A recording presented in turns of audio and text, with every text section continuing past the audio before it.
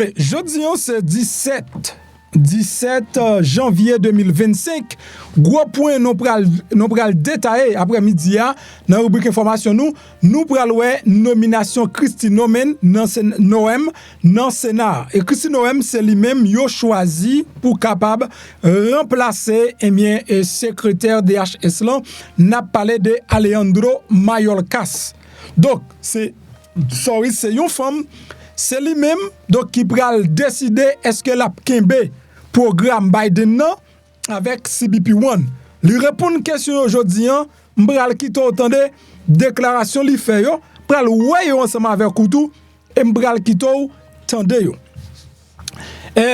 Donc moun qui dans pays Mexique yo, moi encourager nous pour nous tande man pile dans vidéo ça, m'pa di rien, m'a kito entendre qui ça madame nan dit de Cbpone nan, qui ça le dit de programme parole humanitaire là, elle mentionne yo clairement, c'est Jodi a même ça passé.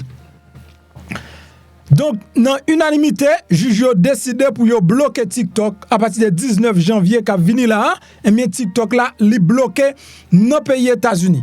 Jodi a gagné rouverture et bien port et celui du sud là qui fait dans le pays d'Haïti, so n'a gardé sin ka partager détail ça avec. Gan pile bagay même parce que point ça seulement, il a pris un bon petit temps parce que Christine Noem dans pile causé ou ta doué getan tande et comprendre après-midi ya mare senti ou nous pral laguer et nous pral quitter entendre yon ti parti qui plus important et reste détail yo qui sorti dans bouche Christy Noem nan. Donc comme Christy Noem nan lui-même li un petit peu plus important, nous pral prendre immigration, nous pral prendre d'abord dossier TikTok là et puis n'a rentrer dans immigration. Bon salut yo. Bonjour bonsoir tous les amis, comment nous y moi espérant en forme si n'a regarder vidéo ça nous là toujours et nous dit papa bon Dieu qui renonce là gros bout merci qui fait un cadeau yon jour en plus. Non pas c'est MPH, Zami Miorle MP, ma belle ni MPP, l'autre boule qui toujours à chercher yon non pour bon moi. C'est tout un plaisir pour me passer pour me fournir non information. Soit à peine venir moi encourager pour abonner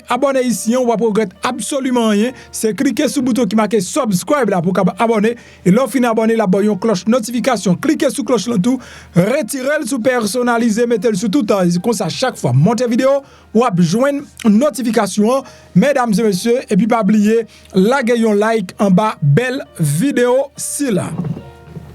Moi t'es là depuis au commencement et m'a continuer là ensemble avec nous et m'a surveiller qui ça cap venir de nouveau tout pour me capable présenter pour nous et de là étant m'a rappelé moun qui gagnait bien commandio oui jodi nous cap seulement ship 50 parce que it's not an easy job guys et son job qui compliqué donc ou pas même besoin que MP est-ce qu'on voit pas maintenant pour moi donc si me voyez le pour m'a voyé package là bas li gon tracking number sous lui mes amis là on me voit photo package là bas li gon tracking number sous lui seulement prend tracking number aller sur USPS et puis suivre package là garder qui le l'a délivré vinn joindre OK donc là l'aime fin voir package là tout tracking number et puis le fini ou dit même qui le m'a recevoir encore me senti donc c'est pas bon parce que moi-même moi fait tout gens pour me capable voir le baroir tout tracking number sous lui donc de voir sur USPS ou mettez tracking number là ou joindre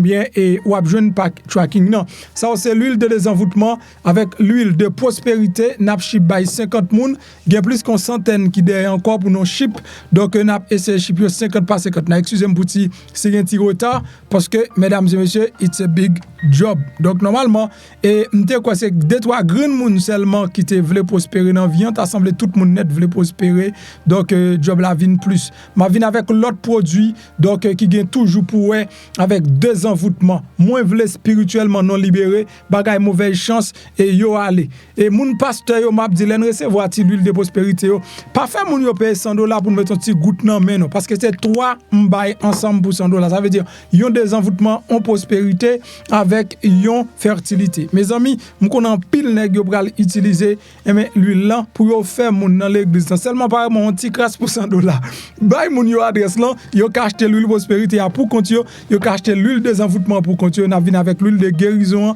n'a vinn avec l'huile bien prophète Isaïe prophète Élisée n'a vinn ensemble avec lui tout et nous gagné plusieurs autres produits donc n'a travaillé et même avec compagnie ici là yo qui fait exactement produit ça yo. Donc pour nous venir ensemble avec yo. Il y a l'autre bagage qui venir donc nous mettre téton mesdames et messieurs. Donc ou même pour patience si pour la pour venir bien sûr la venir. On nous rentre droite non et bien non information pour après midi.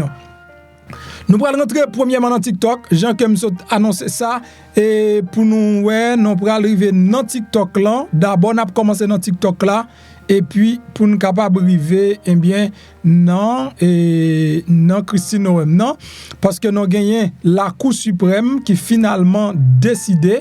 Donc yo te bay annonce le matin, yo te dit eh bien après-midi jeudi là, yo gagne pour yo prendre décision pour yo dire qui ça, yo pense de TikTok mais finalement mesdames et messieurs donc nouvelle là li belle et bien tombé TikTok quasiment te dit li était là et selon décision qui prend gen ti chance de m'pral dou élément chance qui gagne yo mais la décision est prise donc n'importe l'autre décision qui pral prend contre décision ça non pour c'est une décision qui contre les États-Unis selon Jean li prend parce que c'est pas un juge qui prend décision ni un parti politique qui prend décision c'est l'unanimité li prend.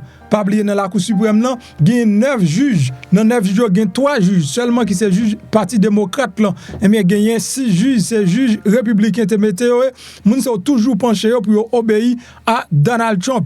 Pas oublier que Donald Trump, mesdames et messieurs, il demandé pour yo pas prendre décision contre TikTok. Malgré ça, juge yo pas fait Donald Trump cas, so yo prend décision yo. Décision TikTok là, il fait moun penser avec un pile bagay tout, il fait penser à comment gouvernement pour aller là dans dernier jour cap vini yo. Est-ce que c'est tout ça Donald Trump pral dire amen, m'pa quoi c'est l'évangile libéralier, ça veut dire gain des décisions Donald Trump pral prend et la Cour suprême pral camper pral dire malheureusement, c'est pas comme ça. On dirait que la Cour suprême campait en 4-4-2. Non façon camper c'est pour gagner, c'est la justice qui pour gagner, c'est pas un parti politique. D'après Jean-Moué Bagala lui-même lié là, mesdames et messieurs. On a allé, regarde détail. La mise à jour, donc mise à jour en direct. La Cour suprême soutient loi qui exigeait TikTok donc soit vendu ou bien interdit. Décision ça, li vini une semaine après que juge yo te tendé contestation premier amendement et avec une loi donc qui visait plateforme et TikTok là pour yo vendre. Une plateforme côté 170 millions américains à utiliser. Donc qui ça cause rien, ça veut dire gain deux bagages là. Donc moun TikTok yo, équipe TikTok là, yo paraît avec un argument ça dans deuxième amendement donc dans premier amendement donc constitution qui bail moun yo droit pour yo capable exprimer yo librement normalement puisque il y a 170 millions américains qui utilisent TikTok là normalement yo pas ta doué interdit. Yo pas ta doit interdire et bien mesdames et messieurs yo te doit juge yo te doit balancer entre en liberté d'expression pour peuple américain avec sécurité peuple américain qui ça qui plus important. Donc c'est de là étant juge réaliser que menace TikTok représentée pour et bien peuple américain avec pour pays États-Unis li beaucoup plus grand que ça peuple après a perdu si yo quitter application fonctionner. Donc m'a bien parlé là vidéo ça mérite un like. La Cour suprême statue Jodi vendredi en compte TikTok, li voye jeté donc contestation premier amendement et société média social là contre loi qui interdit effectivement aux États-Unis à partir de dimanche cap vini là. Nous connaît lundi cap vini Donald Trump a là et bien dimanche un jour avant, il a demandé pour interdire TikTok. Ça veut dire qui ça? Ça veut dire à partir de dimanche ou pas doit jouer une possibilité pour ta installer TikTok si vous respectez le Jean loi dit là, si Jean TikTok dit là, ça veut dire dimanche là vini pas une possibilité pour rien sous TikTok. La décision unanime, donc, li capable porter un coup fatal à opération américaine, application qui est extrêmement populaire, qui propose des vidéos de courte durée qui ont une source majeure de formation et de divertissement, donc, pour des dizaines de millions d'Américains, en particulier les plus jeunes. Et il ne fait aucun doute que TikTok lui offre à plus que 170 millions Américains un moyen pour exprimer distinctement et puis pour étendre moyen pour communiquer. Un moyen engagement, une source de communauté et d'après sa décision indiquée. Mais, attendez, donc il ne fait aucun doute, d'après ça, Jodi, il ne fait aucun doute que TikTok baille à plus que 170 millions Américains un moyen pour exprimer distinctif et étendu. Un moyen d'engagement et une source de communauté, d'après sa décision déclarée. Mais, Congrès a déterminé que la session était nécessaire pour répondre à préoccupation sécurité nationale qui bien fondée concernant pratique de collecte de données de TikTok et relation avec un adversaire étranger. Président Joe Biden lui signé une loi et dans le printemps dernier après adoption par Congrès avec un large soutien bipartisan. Le législateur déclare que propriété de l'application constitue un risque car surveillance exercée par le gouvernement chinois sur entreprises privées permet de récupérer des informations sensibles sur tout Américain et puis et diffuser des informations donc de propagande secrète. Puisque le gouvernement chinois a une grande prise sur société privée, donc il est capable de demander société privée bon nous donner tout le monde qui est américain mais qui utilise l'application là. Donc, il ne peut pas refuser Bali et donner ça parce que ce n'est pas la démocratie qui est en Chine. Bien que avocat TikTok yo déclaré par juge semaine dernière que l'application l'étape disparaît si toutefois yo perdu procès. Nous pas connaît exactement à quelle vitesse fermeture ça capable produire. Au minimum, opérateurs boutique applications comme Apple avec Google, yo exposé pour prendre de grandes sanctions si toutefois yo même yo ta quitté l'application, li continue moun k'ap télécharger. Boutique application yo ak fournisseur de cloud yo, donc yo gain des intérêts pour conformer à interdiction TikTok en vertu de la loi, Entreprise yo ta doit payer des pénalités qui capable aller jusqu'à $5,000 par utilisateur qui a accédé à l'application aux États-Unis si toutefois interdiction li rentrer en vigueur. Décision littéralement dans un délai exceptionnel très court. Juge yo t'étendé argument au vendredi dernier et une majorité entre eux te semblé satisfait de position gouvernement. Selon position gouvernement, loi te visé donc droit expression TikTok mais plutôt propriété. Et propriété. Nouvel Jean-Francisco, avocat de Jean-Francisco qui c'est avocat TikTok, il pas contesté risque sécurité mais il te fait valoir que le gouvernement capable remédier problème non par l'autre moyen plutôt de ordonner effectivement application disparaître là. Donc mais ça le dit. Il dit que donc ça veut dire TikTok pas écarté possibilité que donc information non données américain data peuple américain capable et mis en revenant mais gouvernement chinois. Donc là il dit risque là lui-même il pas épargné, c'est ça avocat a fait qu'on est mais il dit que gouvernement est capable chercher l'autre moyen pour résoudre problème non. Qui ça nous doit connaître administration Joe Biden a déclaré que donc dossier ça lui-même li pas mettre en vigueur, ça veut dire amen décision pas rentrer en vigueur avec Joe Biden, l'a quitté décision ça by Donald Trump. Donc c'est Donald Trump qui a décidé l'elvini est-ce que l'a mettre loi en vigueur ou bien est-ce que le pas mettre en vigueur. Donc comme Donald Trump lui jouait en pile pour TikTok ta font tirer toujours balle plus temps jusqu'à ce que le jeune moun qui vend ni là son tête frette mais faut que moi dire que la justice américaine li bel et bien mais mettez TikTok hors donc de l'utilisation non pays États-Unis dans dernier moment m'a parlé ensemble avec nous là mais à ne pas oublier même si Donald Trump lui prend décision pour dire non élargir cadre là by TikTok possibilité pour TikTok capable de vendre tête li ou du moins font changement quelconque donc dans cas ça la pour un petit temps pas pour longtemps. That's why que make sure nous-mêmes qui sur TikTok, nous déjà bien assurés nous que nous sur YouTube parce que une application ou capable plus arranger là c'est YouTube parce que YouTube tout également il y a des shorts qu'on capable utiliser si vous voulez faire vidéo longue sur YouTube ou capable faire des shorts. Donc vous comprenez que jouet nous pas voir lion, nous pas voir cabrit, nous pas voir bœuf, nous pas voir poule, nous pas voir petit chapeau, nous pas voir gant, mais n'a distrait nous quand même sur YouTube là. Bon, et ça c'est décision TikTok là, lui-même, mesdames et messieurs. Pas oublier me dire nous, m'a coupé coûte, mettez dans ma coûte, une bagay qui plus intéressé Jodi, c'est immigration parce que Jodi c'était vraiment jour frontière là. OK? Je dis à son gros jour lié, c'est jour frontière là, c'est jour pour entendre Christine Noem, pour entendre qui ça madame nan, li pral fait dans dossier Cbpone. Alors moi-même MPH cap cherche pour qui doit joindre pour me porter ba ou, moi getan gagné déclaration là, ti arrangement yo, côté Christine Noem, lui-même li parler mesdames et messieurs, and then li pas négliger mentionner clair et net programme Biden non, li pas négliger mentionner Cbpone non. Donc nous-mêmes et branche les oreilles nous pour nous capter comment madame non lui-même l'été parler. So pour m'ta pas bien comprendre et ça m'bral dit dans partie ça, m'pense que faut m'ta font ti tourner pi haut, on regarde là, bien que j'apprécie cela et j'ai largement dépensé mon temps. Il y avait très peu d'exigences volontaires dans le programme de subvention à part celle-ci, blablabla. Bla, mais et pas là, moins doué, aller un petit peu plus bas. M'pral qui t'entendez, ou pas besoin d'inquiéter du tout. C'est rafraîchissant. Je suis content de l'entendre.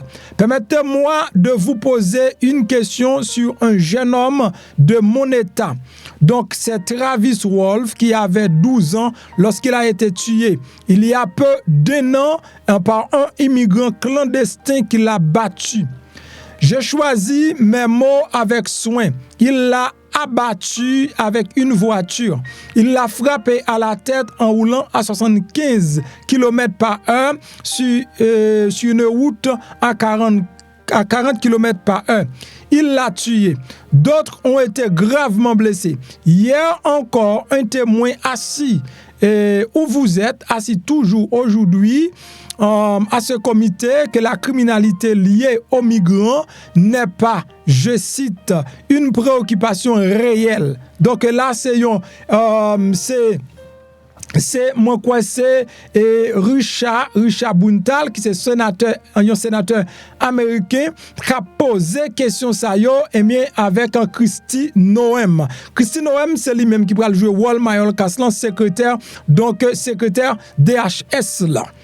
Et il te fait connaître donc sénateur t'a fait connaître donc c'est pas selon les secrétaires actuels là un crime que monsieur Sayo yo commet ici n'a parlé de immigrants yo donc c'est pas des crimes, c'est pas de bail qui était normal et qui va être réel.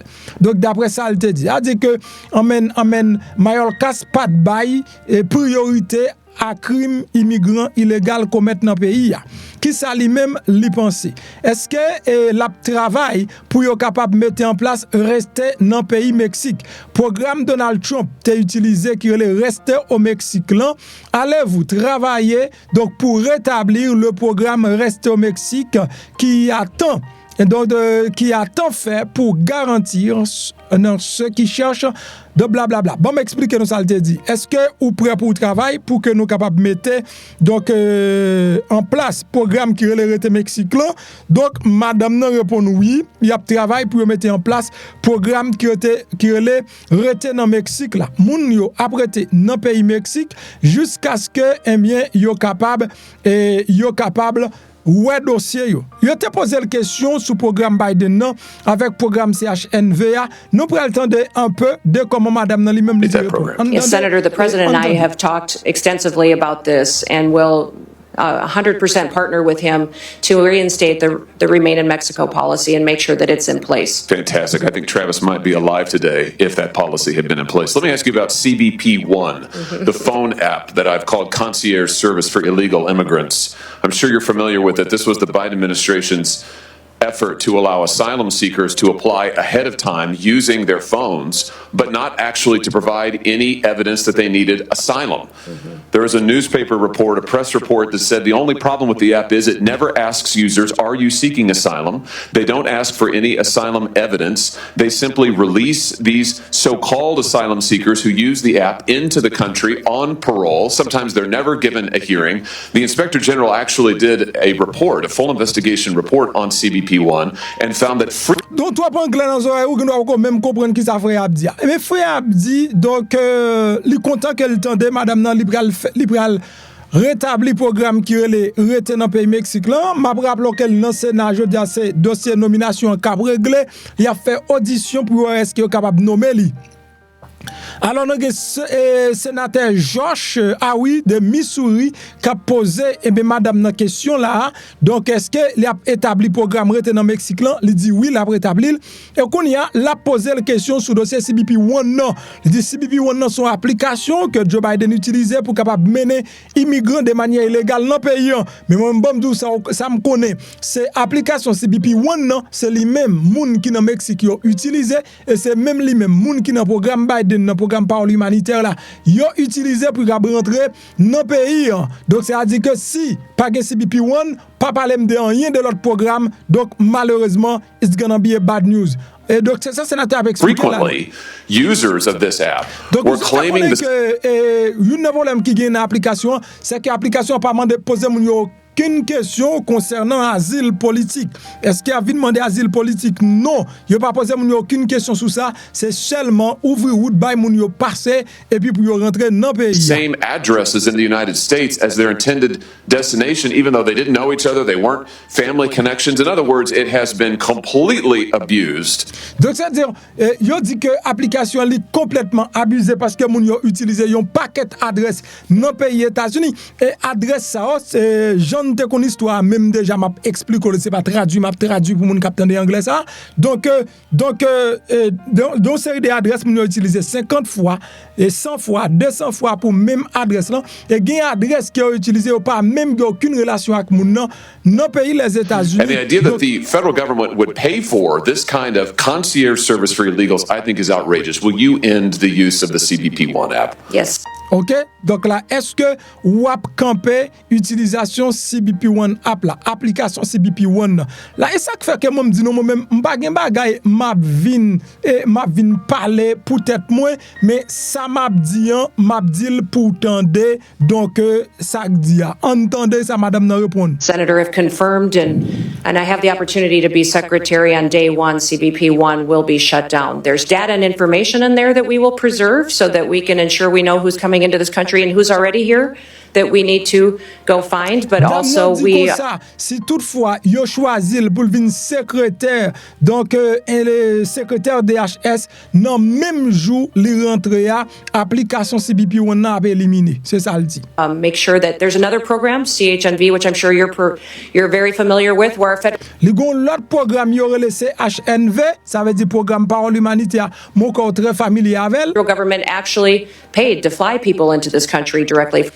Gouvernement payé pour yo k'ap mener moun dans pays actuellement from other countries without any vetting or knowing who they are. So there's donc yo mener moun ça aussi on pas fait aucune vérification sur yo. Several of these programs that need to be eliminated and we need to ensure that we're following legal immigration laws. I'm glad you Donc tout programme so ap camper parce que nous make sure que yo suivent ça que les lois sur immigration.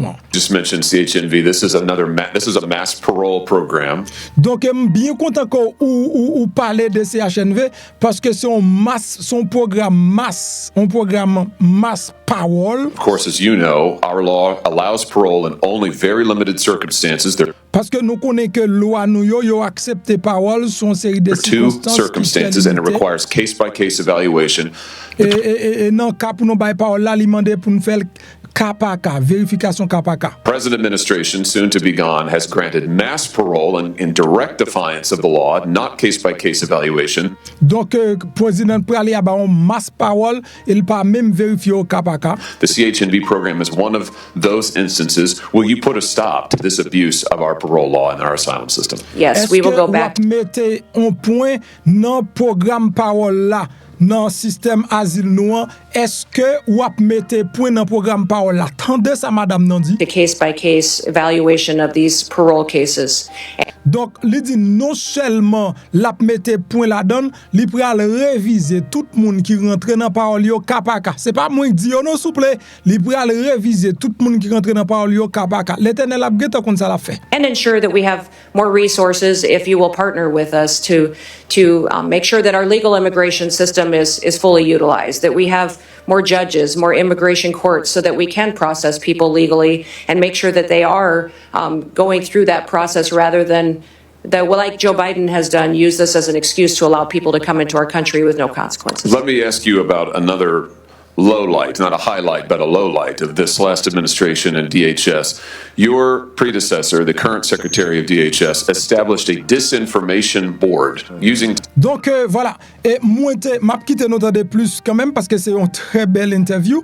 Donc m'a quitté notre c'est son très belle interview qui a fait là je veux dire madame n'a fait des grandes déclarations concernant donc sécurité frontière là dans partie programme parole là ou ka imagino donc nous make choc une partie ça pour nous partager avec madame nan li finalement donc bail dernier mot sous programme parole humanitaire là jodia eh bien mesdames et messieurs nous c'est le 17 le 21 donc Donald donc depuis le 20 c'est ça le 20 Donald Trump ici ça veut dire les choses vont être très compliquées d'après Jean eh bien madame eh bien Christy Noem les mêmes li mentionner donc on va quitter notre de Christy Noem tout à l'heure et avec plus détails toujours sous même dossier sécurité frontière là même te vlen des programmes parole humanitaire dans bouche Christy Noem c'est lui même qui va jouer rôle si là mesdames et messieurs donc on pense que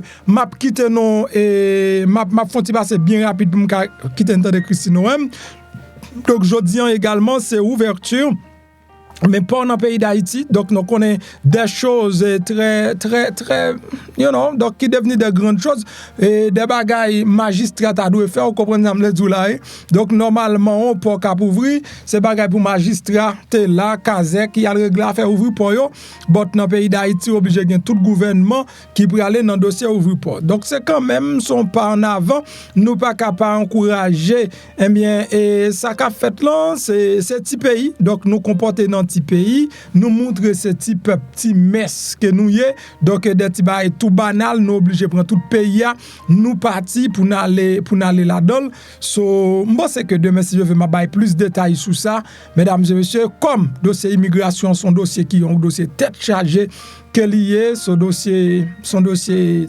fragile donc non mais nous et n'a continuer donc tendez comment Christy Noem lui-même l'état pour répondre question non congrès donc conclusion et après ça gain pour avec toute pile bagaille déportation tout pour parler là mais on bagaille vle connaît clair que madame nan clair lui-même nomination pour qu'on fait c'est audition qu'a fait pour est-ce que yo doit nommer lui donc y a nommé et si toutefois mais république est très content avec pour nommer lui donc une fois que vous fin tendel pas gagner qu'empêcher nommer donc est-ce que c'est tout démocrate qui pas ta voter mais la passer oui donc raison pour le pas passer faut ta gain 3 républicains qui pas voter pour lui donc mais si tout républicain voter pour lui même si 0 démocrate voter pour lui la passer quand même parce que monsieur gain majorité tout côté donc monsieur gain majorité tout côté donc démocrate yo pas camper souvent rien là dans congrès pour année ça donc comme dit c'est républicain qui prend toute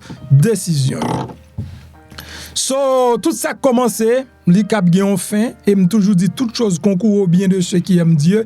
Les gen porte qui ouvri, ap gen fenêtre qui ouvri, ap gen l'autre gros porte et les gen porte qui fermé, ap gen l'autre on fenêtre fermé, ap gen gros porte qui l'ouvri. C'est toujours été positif malgré situation, malgré gens circonstances là li même lié.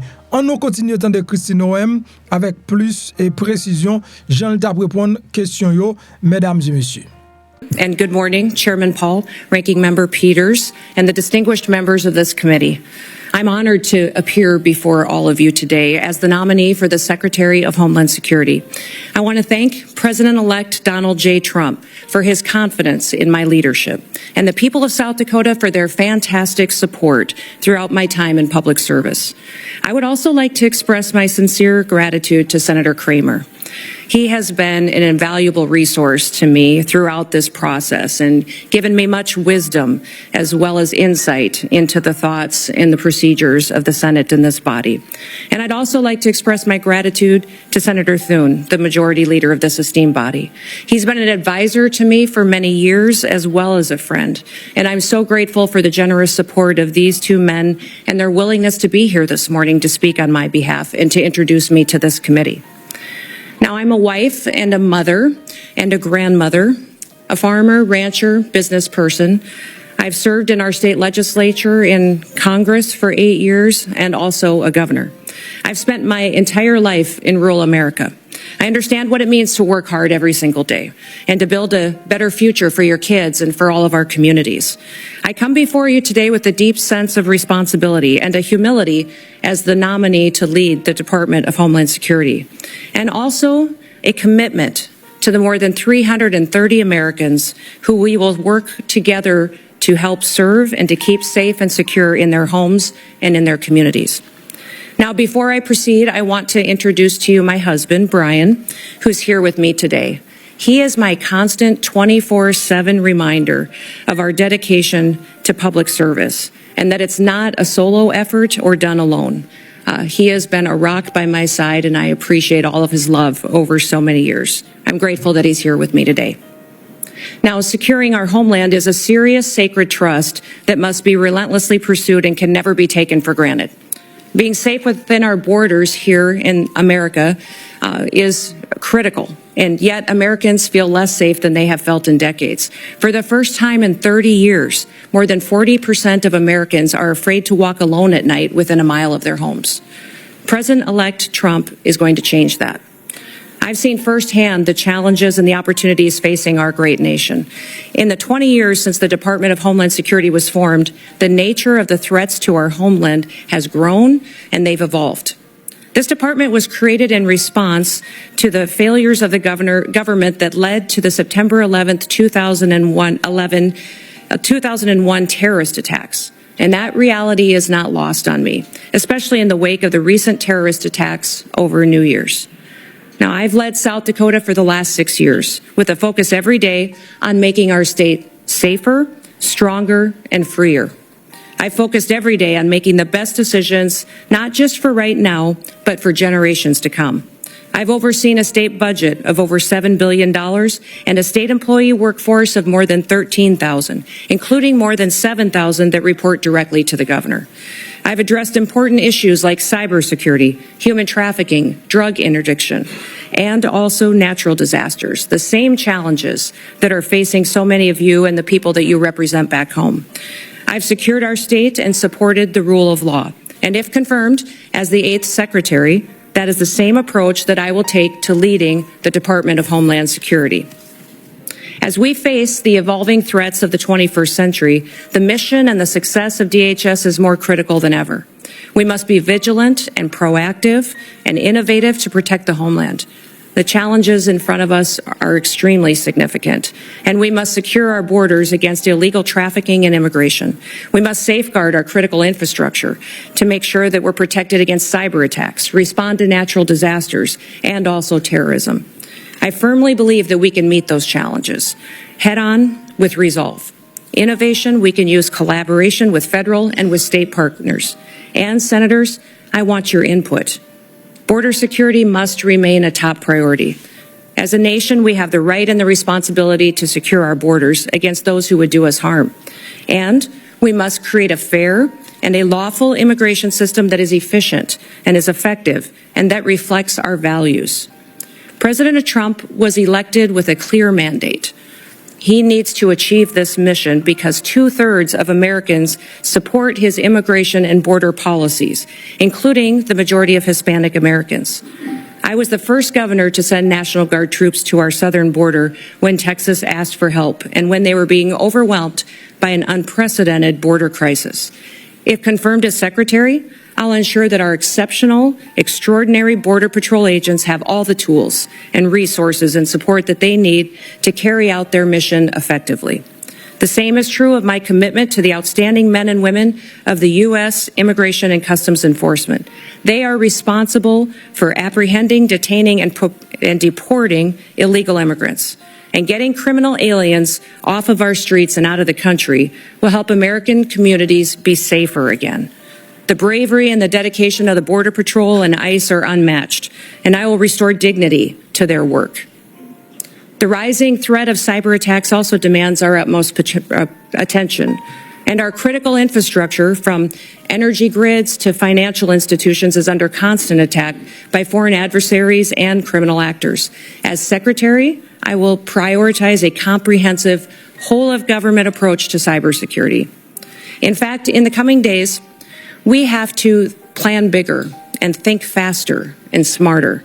I fully acknowledge that people in Washington, D.C. do not have all of the answers, and therefore I will leverage private-public partnerships. I'll advance cutting-edge, state-of-the-art technologies to protect our nation's digital landscape. And I will have a proven track record of doing this in South Dakota to back me up.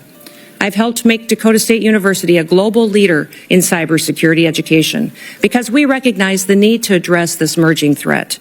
And I will take a proactive approach if given the opportunity to serve as Secretary.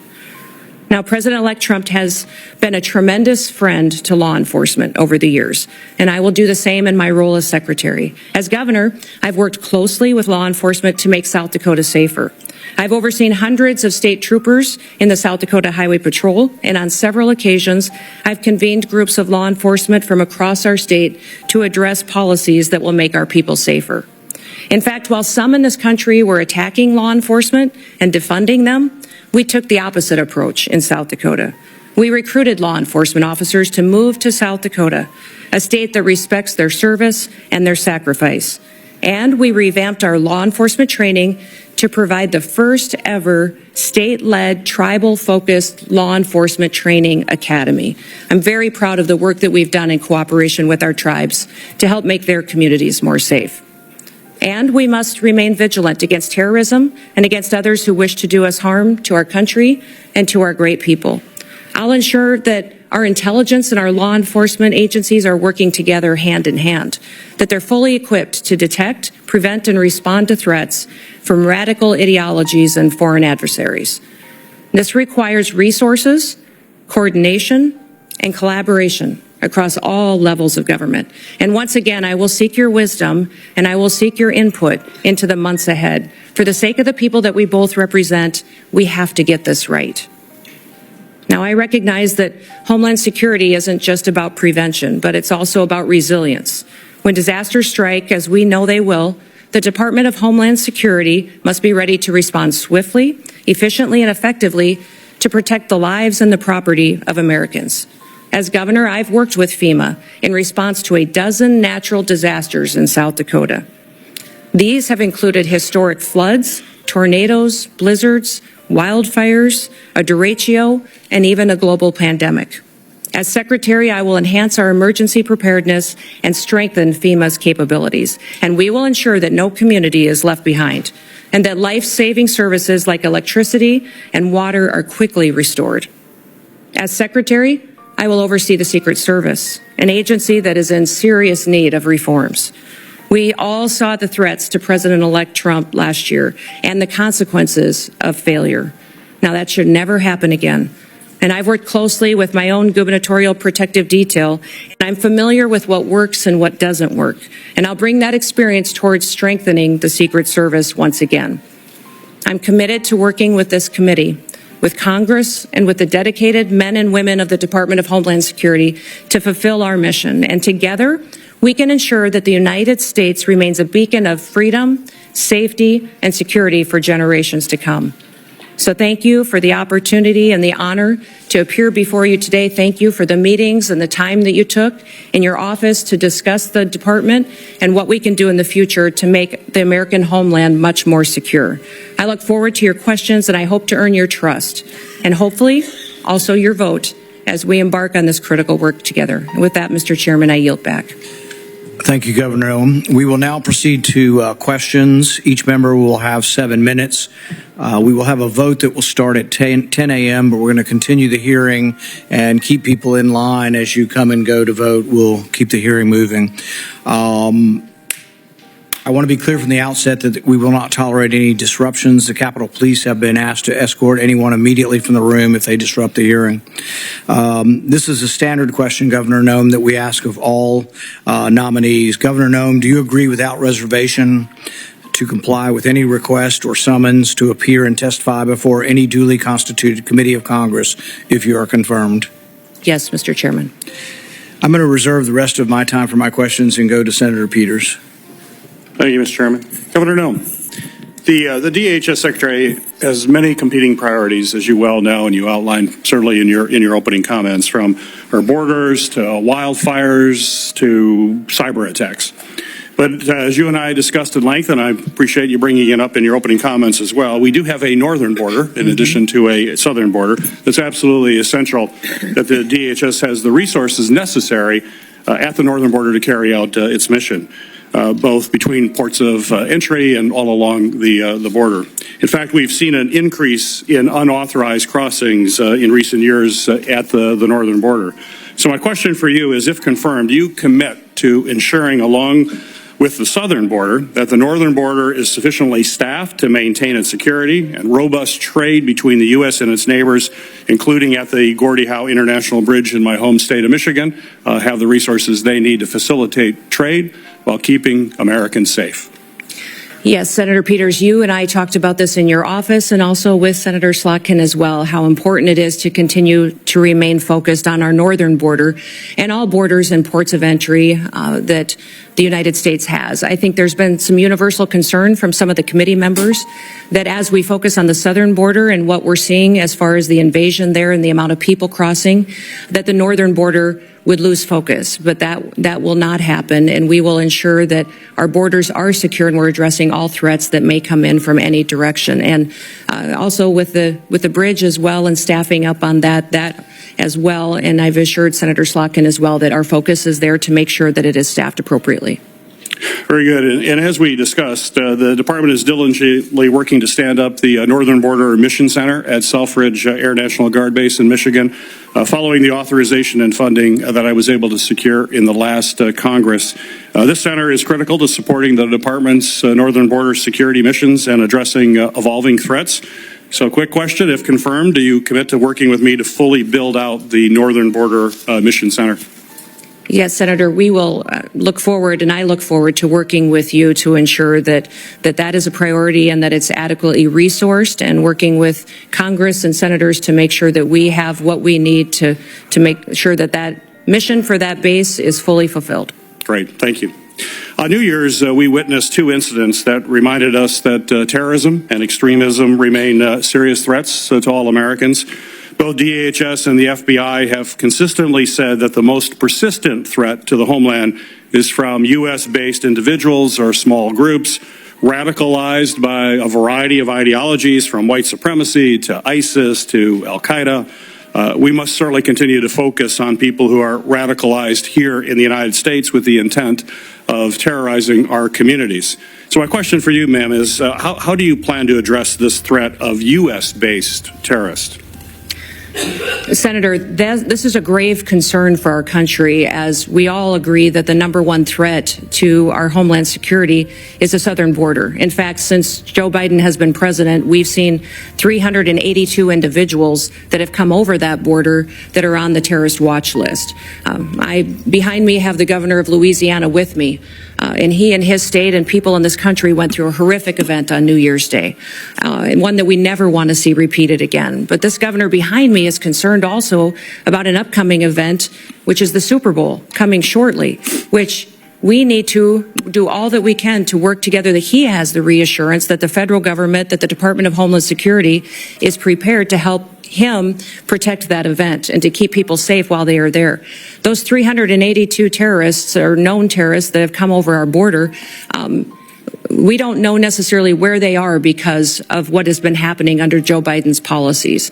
Now, President Trump obviously won the last election with a clear mandate, and that mandate is for the American people to secure that border, but also we need to focus on domestic terrorism and homegrown terrorism, which you just referenced in your question.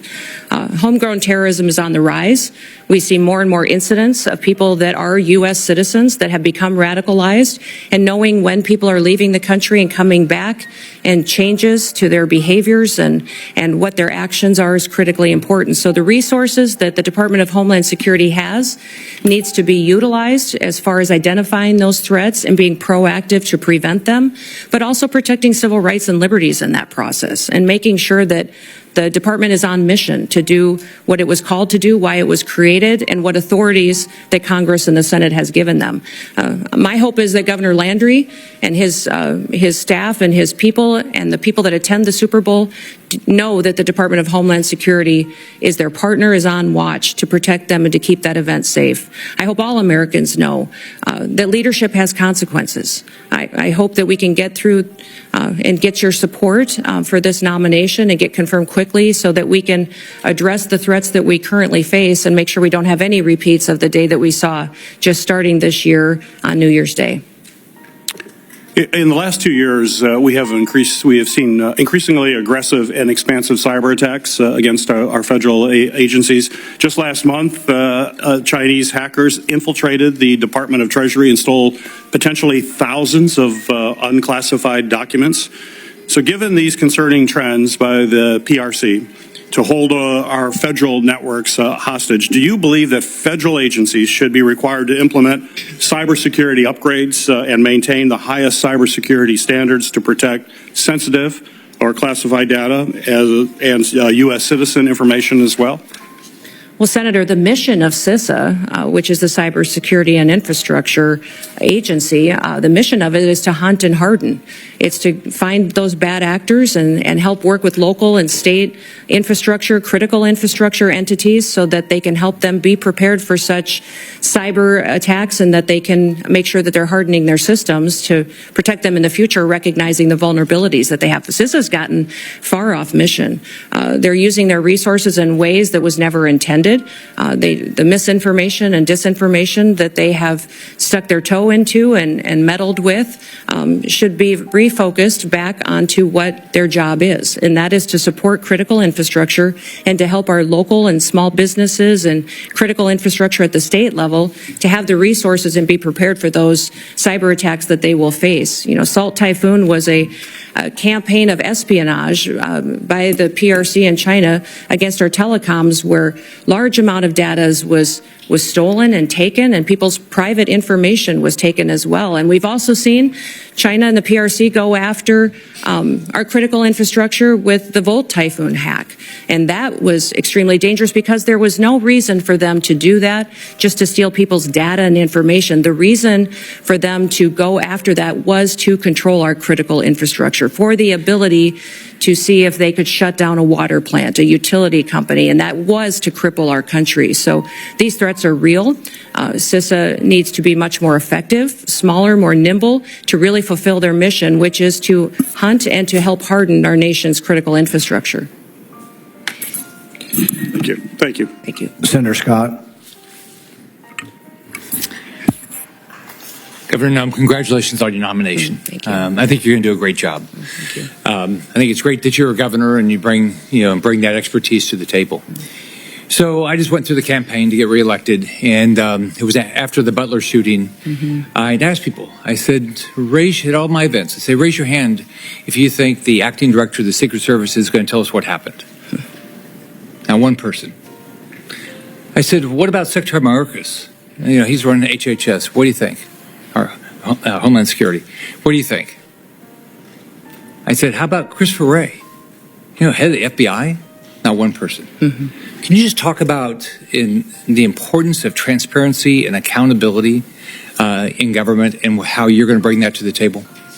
Yeah, Senator Scott, thank you for that question, because that's what I have found across the country as well, and I know it's certainly true in my home state of South Dakota, is that people don't trust the federal government. They don't trust our leadership and this current administration that's in the White House right now to tell them the truth about what the threats really are, about our agencies and departments, when there are failures, addressing them and fixing it. The Secret Service is one of those perfect examples. They need leadership that understands why that Secret Service was created and what it needs to do. There's two elements really that the Secret Service is tasked with, and that is protective detail and then also investigations. Yet we see investigators within the Secret Service out there investigating antiquities and other things that are off mission when they should be focused on making sure we're addressing national security events with the protocols that are necessary and protecting the individuals that they're charged with and getting that skill set and training that are necessary. That's been compromised by not having enough people there and being adequately staffed and resourced, but frankly, the leadership hasn't been honest about talking about it. We saw this with the drones over New Jersey as well, the federal government not answering the questions from the public, and when they finally got a straight answer out of President Trump, they felt reassured that somebody recognized that this was something they were questioning and that they deserved answers. My goal and my mission is to build trust. We will undertake a large job and a large duty that we have to fulfill, that the American people expect us to do by securing our border, to make sure that our nation is a nation with borders, or we're no nation at all, and that we are making sure that those criminal actors that are perpetuating violence in our communities and in our cities and towns and states are removed from this country, that there's consequences for breaking the law in our country again. There has to be consequences, because when Americans break the law, there's consequences. And why would we ever allow someone to come in from another country and not allow them and not have consequences, or allow them to continue to go forward and to commit rape and murders and break other laws that endanger our society? So we've had over 13,000 murderers that are loose in this country that have come over that border. We've had almost 16,000 rapists and sexual assault perpetuators that are loose in this country right now. 425,000 plus people have criminal convictions that are here illegally in this country that our current administration is doing nothing to round them up and get them out of our country. We will be doing that immediately, and that will be the priority. And that is one of the reasons that today the American people have lost their trust. President Trump will build it back and know that their federal government is accountable to them and is working to put America first again. So Joe Biden completely opened our southern border and dismantled our entire immigration system. As a former governor, I know that when the federal government policies are broken and failing Americans, you see the impacts in your state, just like I did when I was a governor. And you take the steps necessary to protect the families in your state. And I know you've done that. One thing you did, as you talked about before, you sent troops, our National Guard, to the southern border. Can you talk more about how Biden's open border policy has affected your state and communities, and the role your state resources placed in helping secure the border? You know, we certainly have seen the effects in South Dakota that many of your states did, and I would say every state has seen the effects of an open border and the policies that have been under the Biden administration. We saw increased crime, but we also saw increased drug activity. We saw cartel and their affiliates moving into our state to proliferate trafficking, and we saw people being victimized and a lack of accountability with the federal government. So when Texas was addressing the situation and asked other governors for help, we sent help. I know many of the other governors at the time were sending law enforcement, but I made the decision that at that time that it was more appropriate to send the National Guard, that our National Guard could be activated under Title 32 and sent to assist another state from the invasion that was happening, and because the National Guard is trained for just such a mission. Because of this invasion, that it is a war zone down there with what they are going to see, the threats that they would see, and that they are trained specifically to interact with other agencies. The National Guard is used to falling in with other agencies and cooperating with them and could do that seamlessly. And their families and their communities are normalized to them being deployed. So we have in South Dakota deployed our National Guard to the southern border 8 different times. 2 of them were federal deployments that the Biden administration sent them down there. One was was to send our Lakota helicopters, which were used for surveillance in the drug interdiction that was going on down there. But 6 other times I sent them under state activation to partner with Texas and other states in securing our southern border. They did security operations. They also did building of the wall and partnered with Texas, recognizing the failures of the federal government. The failures of the federal government are significant, and we've seen our families and communities devastated by those effects, by the drug epidemic, by the trafficking that's going on, the increased crime. And we recognize that just because the federal government wasn't doing their job, we could not fail our state. And I needed to protect the people of South Dakota, and the people of South Dakota were overwhelmingly supportive of these deployments and very proud of our National Guard. When I was governor of Florida, there was a terrorist attack in Paris by Syrian refugees. So President Obama was president, and I said, I'd like to know if you're going to send refugees to my state, that you give us some background on them. You know, I assume you vetted them and tell us what's going on. You have to tell me, but you ought to tell our state law enforcement and our local law enforcement. All right, that they said, go jump in the lake. They're meaner than that, but they said, go, you know, you have no rights as a governor, which had made no sense. We had over 70,000 people come here after Afghanistan on planes into this country, completely unvetted. All right, they've never given our governors any information. So would you change that? Yes, the communication between states and the federal government has been absolutely broken. And that's what I love about this committee is you do have governors sitting on this committee that have been in that role as a commander-in-chief and have the responsibility for being the CEOs of their state. It's a different perspective than serving. I served in Congress too, and both are extremely important, and they're just different in that responsibility that weighs on your shoulder. I often told folks that that is the thing that most times, if something was going to keep me up at night, it was the responsibility that I had being commander-in-chief, recognizing the decisions that I made. And I'm sure you had this feeling as well, Senator Scott, as governor, that impacted those families, those soldiers, and it impacted their communities when we pulled them out, and the importance of that. And when they were bringing refugees into the country, I as well communicated that to the federal government. They were bringing refugees, and I asked how they were vetted, how we were working with their home countries to find out who they really were, what their intentions were, and why they were coming to the United States, and received no information from this administration that vetting process was being done, that we knew where they're going. In fact, they kept us in the dark and didn't communicate to us even what states and where those refugees were being placed. So that is something that we need to change. When we have programs that fall under the purview of the Department of Homeland Security, there needs to be communication, especially with the governors, so that we can coordinate to ensure that it's the right thing for that state. Thank you. Senator Hassan. Thank you, Mr. Chair, and welcome, Governor Noem. Really appreciate you being here. Welcome to your family as well. Thank you. And families do share in this kind of public service, and we appreciate them very much. As we discussed at our meeting last month, as a former governor, I appreciate the important responsibilities that governors have to ensure the safety and security of their communities, including by managing public safety and in emergency agencies. And I will say that in many ways I agree with some of the things that Senator Scott just said about improving communication between the Department of Homeland Security and governors around who is being sent to states. It's a critical issue and something that I was frustrated by when I was governor. So I look forward to hearing more today about your priorities, if confirmed, about how your experience as governor would help you run the Department of Homeland Security.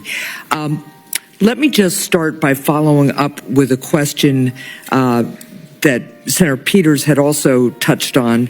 We have recently in New Hampshire seen a dramatic increase in unauthorized border crossings at the northern border. And when I was at the northern border recently, law enforcement told me about the need for more personnel and resources. We still don't have cell phone coverage in a lot of the stretch of our northern border. I've worked with Senator Kramer on bipartisan legislation to strengthen our northern border strategy because it's clear more support is needed. So, Governor, if you're confirmed, would you deploy additional full-time personnel and upgrade equipment along the northern border? You know, Senator, I enjoyed our meeting that we had, and you identifying the northern border issues that are going on, the lack of security and the lack of technologies that you really need to cover some of the landscapes that are there. Very different than the southern border, some just as equally challenging, but all need to be addressed. So I definitely will be working with you to ensure that our northern border is adequately resourced as well. And we do have to have the resources in order to be successful. Right. That's something I want to work with Congress, with the Senate and the House on to ensure that the resources are there to meet the challenges that we have. We have not fully utilized the technologies that are available that are necessary to really secure this country and to compete with those bad actors which wish to infiltrate our country.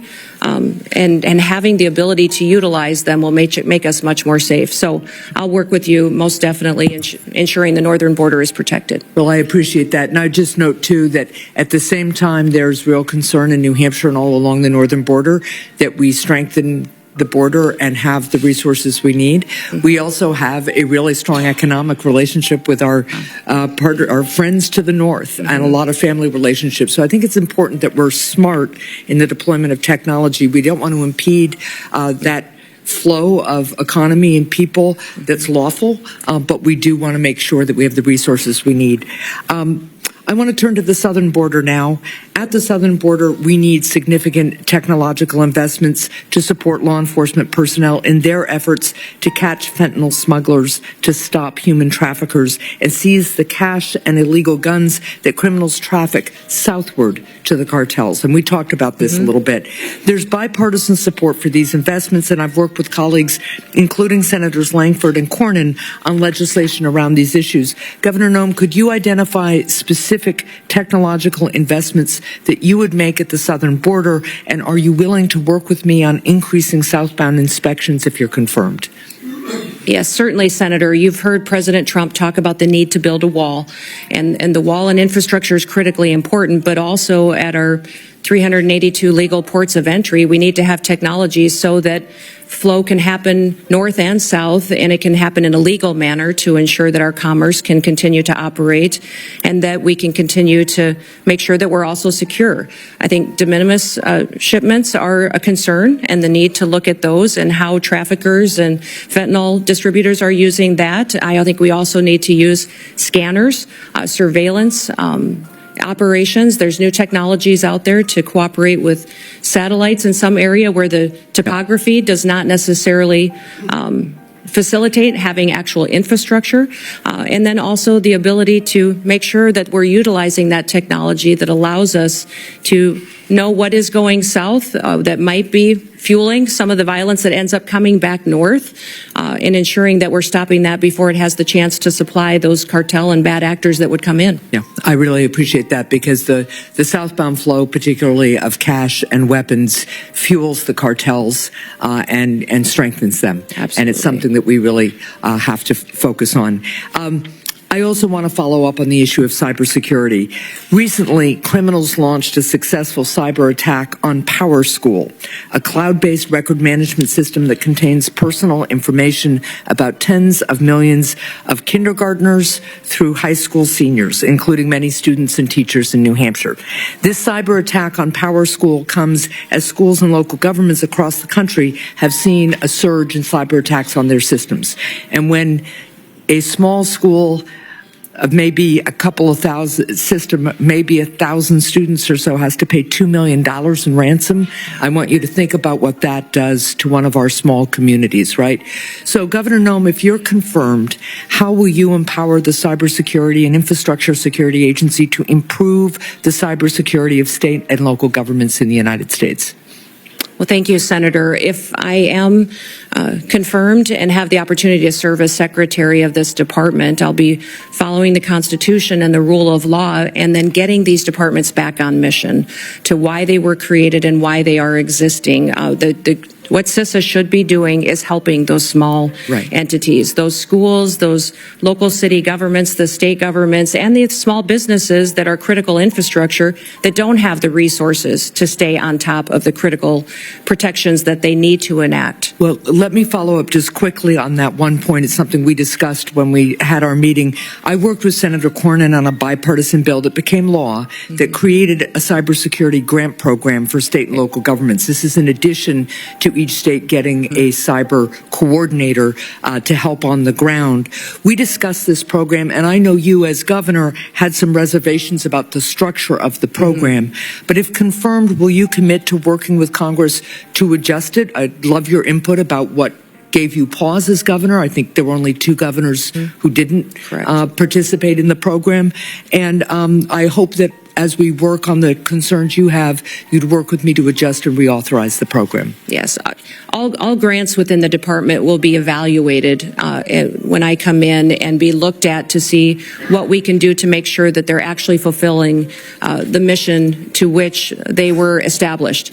What I would say about the cybersecurity grants in South Dakota, when I came in as governor, one of my main priorities was to bring the next industry into the state. Right. And I determined that that would be technology and cybersecurity. In fact, we have Dakota State University in our state, which is a cybersecurity national leader in training those cyber warriors that we need to protect us and keep us safe. I've since then partnered to grow and double the size of that school. We train a lot of NSA employees in South Dakota. And so understanding cybersecurity and my experience in that, I think, is critically important to the department and bringing it to the table to do this. You talked about why we didn't take that cybersecurity grant in South Dakota, and it's because the requirements of that grant would have caused me to grow my state government. The administration costs of it would have been much more than what it would have been able to facilitate at the local level, and our state was already proactively helping these individuals that needed the resources to secure their systems. Well, I appreciate that. I'm way over time. There were very few requirements purposely in that grant program other than to make sure the money was being spent the way we authorized. But let's continue to talk about that. Thank you. Senator Halling. Thank you, Mr. Chairman. Governor Noem, welcome. Congratulations on your nomination. I'm delighted to see you here.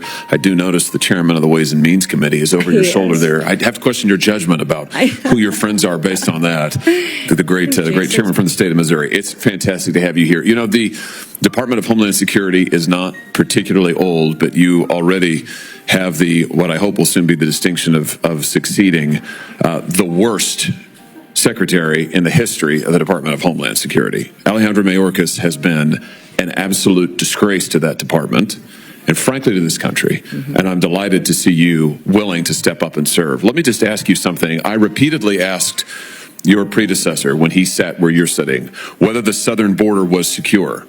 And he repeatedly told me under oath, it is secure, Senator. And he repeatedly said under oath, our policies are working, Senator, meaning the Biden administration policies that, of course, gave us this devastating open border. So let me just ask you, is the southern border secure as we find it today? Senator, no, the southern border is not secure today, but in just 3 days, we will have a new president in this country, President Donald J. Trump, and he will secure our border. That is refreshing candor. I'm glad to hear it. Let me ask you about a young man from my state. This is Travis Wolf.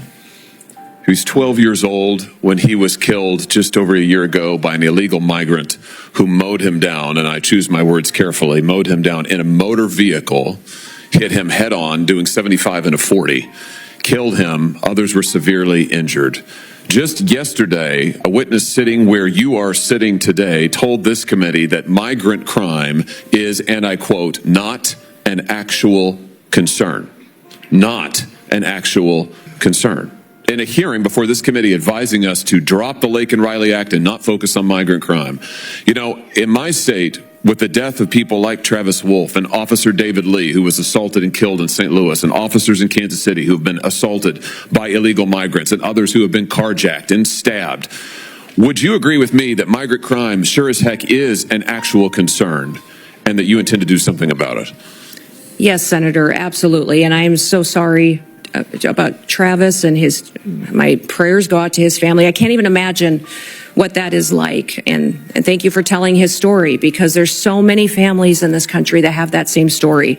And they don't understand why the federal government is allowing people to come into this country illegally and then perpetuate crimes against their people and then give them resources and shelter and food and debit cards to go take care of their families when they go to work every single day to make sure that they're providing for their families and are held accountable to when they break our laws. Let me ask you this. Will you work with President Trump to reinstate the Remain in Mexico program that the president had in place in his first term, which does so much to ensure that those who would seek to abuse our asylum system are not allowed into the country, and those who have legitimate asylum claims, their claims are processed in due order and in due course, but they wait in Mexico until those claims are fully processed. Will you work to reinstate that program? Yes, Senator, the President and I have talked extensively about this and will 100% partner with him to reinstate the Remain in Mexico policy and make sure that it's in place. Fantastic. I think Travis might be alive today if that policy had been in place. Let me ask you about Cbpone, the phone app that I've called concierge service for illegal immigrants.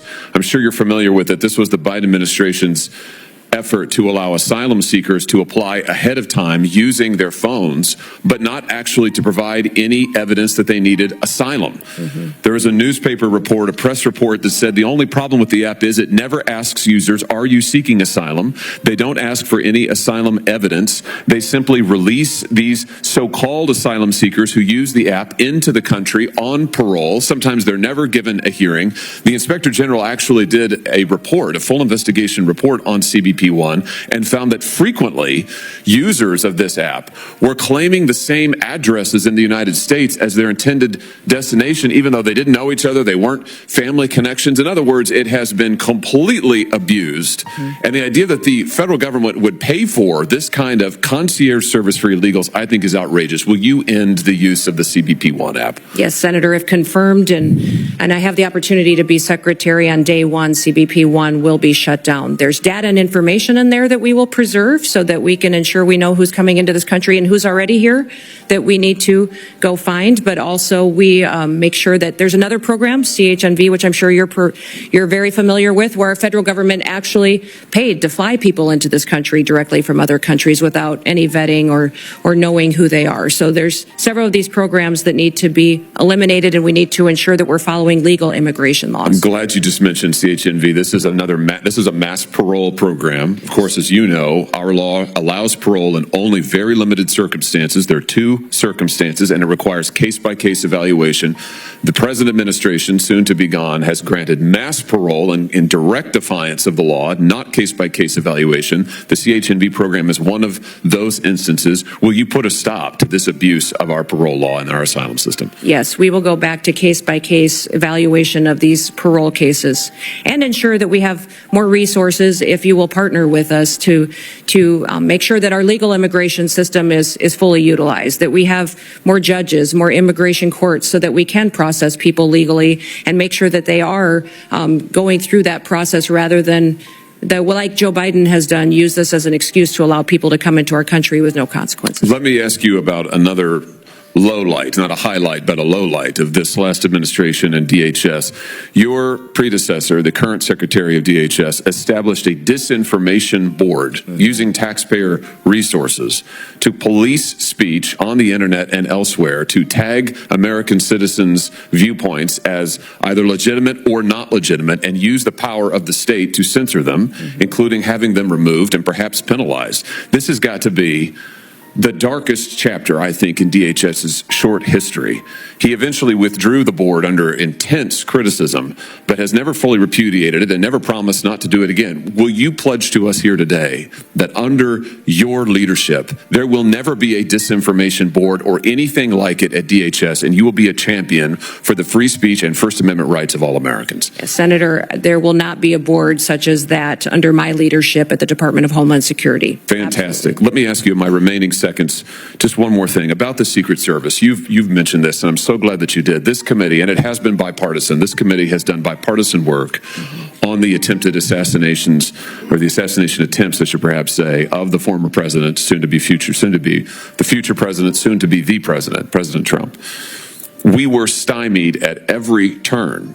And I should use the present tense. We are currently being stymied at every turn by the current Secret Service leadership and, frankly, by the leadership of DHS, who have refused to turn over documents, who refused to make people available for interviews. We finally had to pass my own law in this committee, which we unanimously adopted, a statute, mind you, which would require DHS and Secret Service to turn over relevant information to us about the assassination attempts. It's unbelievable. When you come to this office, I hope very soon, will you pledge to us that you will open the books on all of the facts associated and around these assassination attempts, that you will make available to us and to the public, most importantly, all the facts so that we can ensure that this never happens again and that the needed reforms in the Secret Service are put into effect.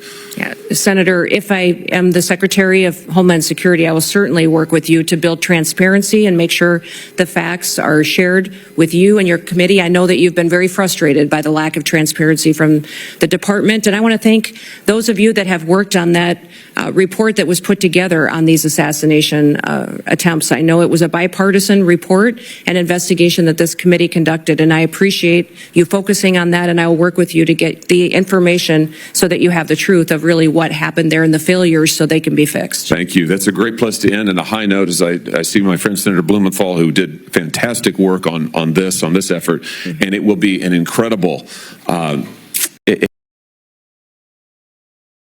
refreshing to have a DHS secretary who will tell us the truth, who will be honest with us about the facts, honest with the American people, and who will enforce our law. And I know you'll do that, Governor Noem. I look forward to supporting your nomination. Congratulations. Thank you. Senator Blumenthal. Thanks, Senator Johnson.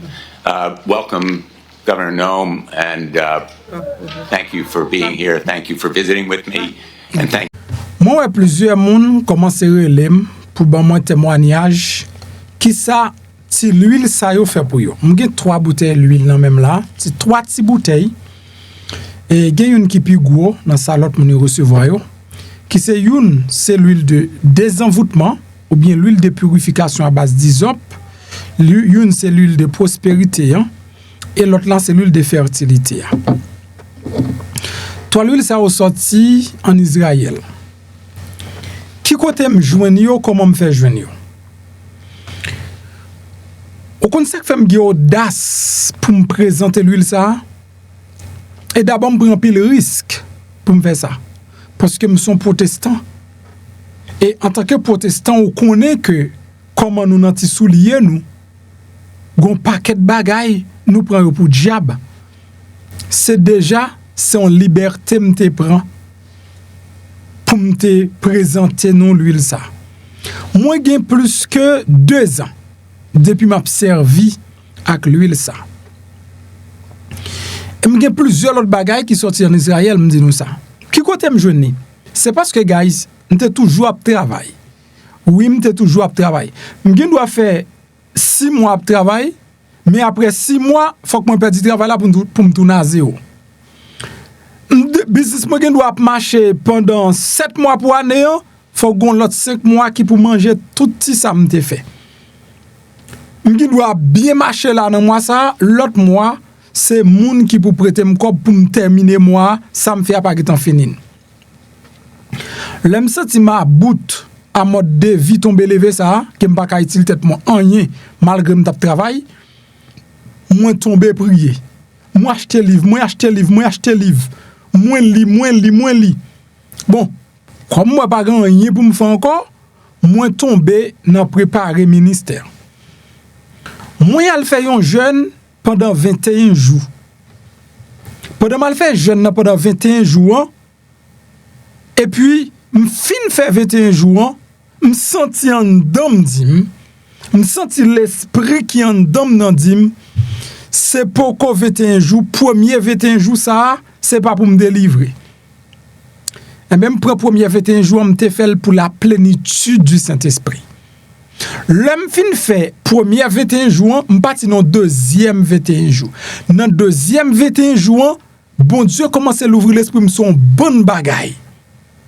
C'est alors que moi commence à chercher pas qui moyen pour me gagner cob, pas qui moyen pour me réussir, pas qui moyen, m'a acheter livre, m'a pli.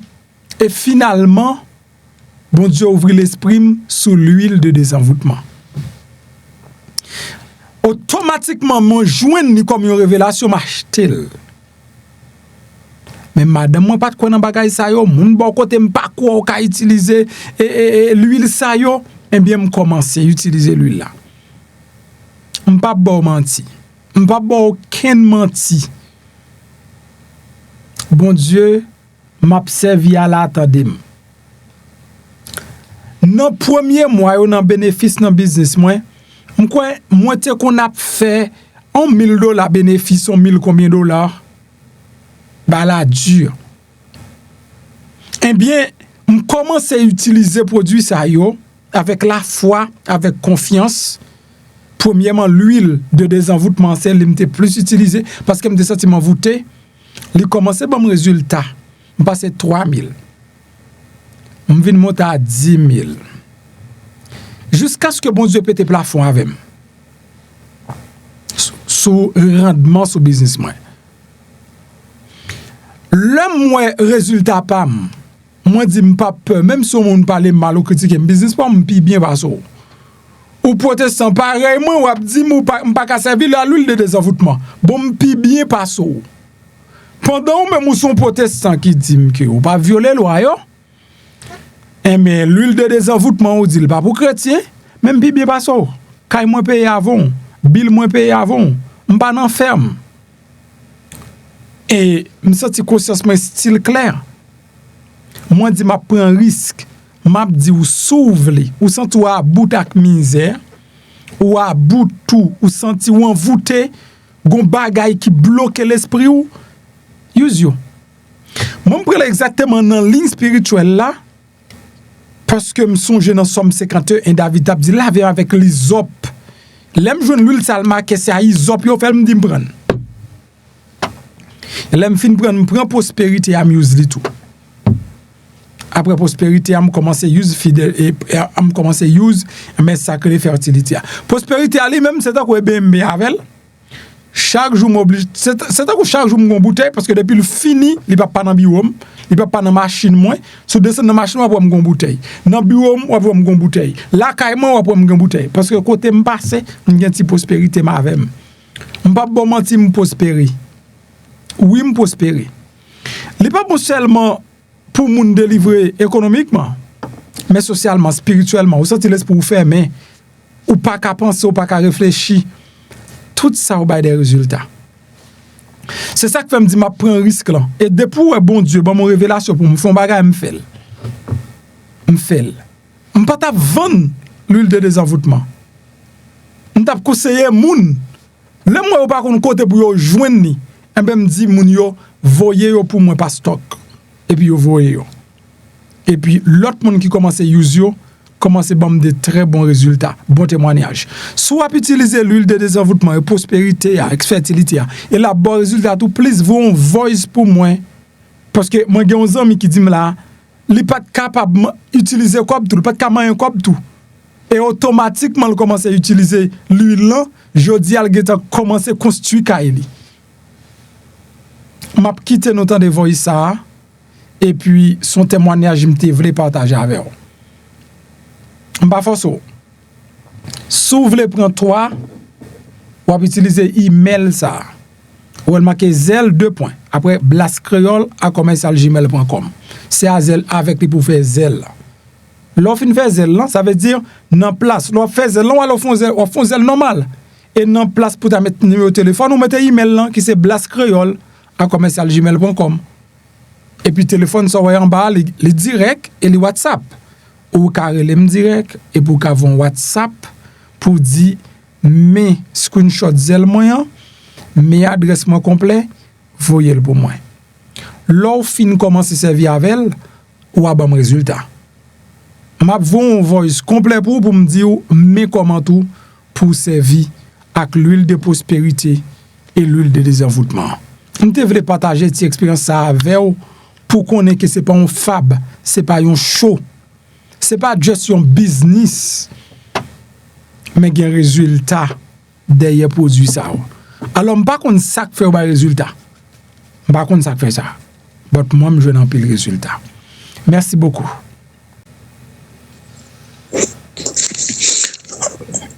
Mon cher, premier travail là, m'étant ouais fruit. Premier travail là, 3 louis.